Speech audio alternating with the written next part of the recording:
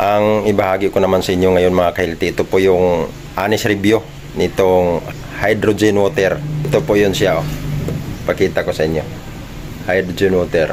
Ito pong ibahagi ko sa inyo, hindi lang po na research ko ang kabuuan nito. Kung hindi, nagamit ko talaga ito. Experience ko ito, kaya tinatawag ko ito na honest review. Doon pa sa ospital, iniinom ko na ito hanggang lumabas ako sa loob ng 6 na buwan.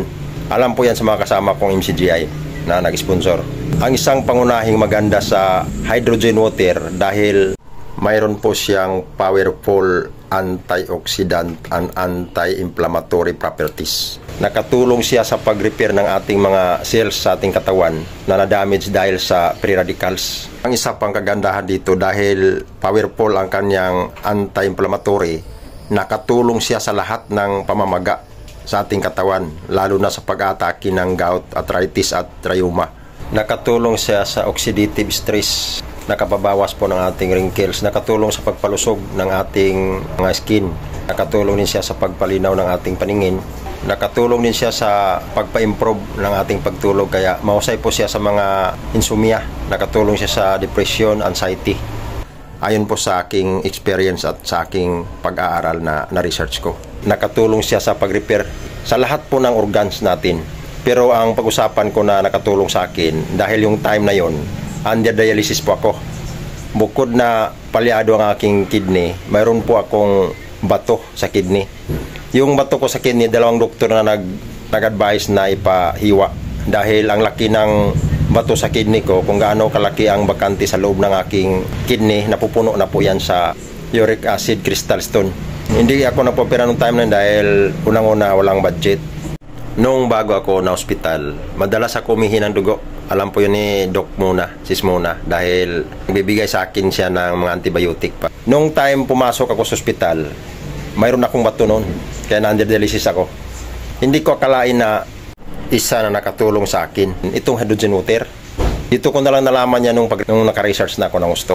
Nagtaka kasi ako mula nung 3 months nang lumabas ako sa ospital, wala nang bato na nakita sa laboratory sa kidney ko. Kung nung ni-research ko ng gusto kung ano bang nakatulong sa akin, bukod kasi na hydrogen water ang tubig ko na ininom, ang diet ko at proper alkaline diet, tas at gulay lang na hilaw ang kinakain ko.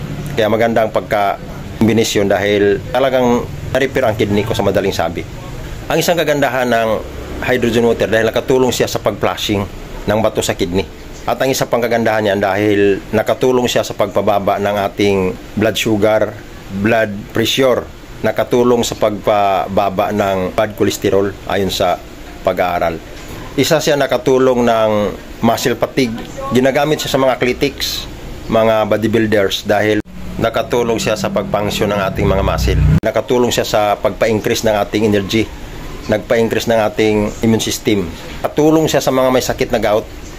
Actually, ito talaga isang nakatulong sa akin ang hydrogen sa aking sakit na gout. Dahil mataas ang kanyang anti-inflammatory. Ibig sabihin ng inflammatory, pamamaga.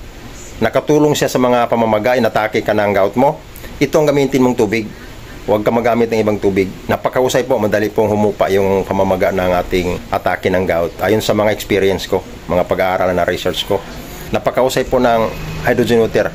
At marami pang ibang mga benepisyo na hindi ko nabanggit dahil sobrang haba ang ating video. Take note lang po mga ka-healthy, ang hydrogen water, ito po ay malaking may tulong sa ating mga karamdaman. Pero hindi po siya considered na medicine. Baka magkamali po tayo sa ating pag-claim. Hanggang dito lang muna mga ka-healthy. Sana po nakatulong, paki-like, share, comment, paki-follow na lang po para updated kayo sa iba ko pang mga videos. Maraming salamat po sa Diyos sa inyong panonood.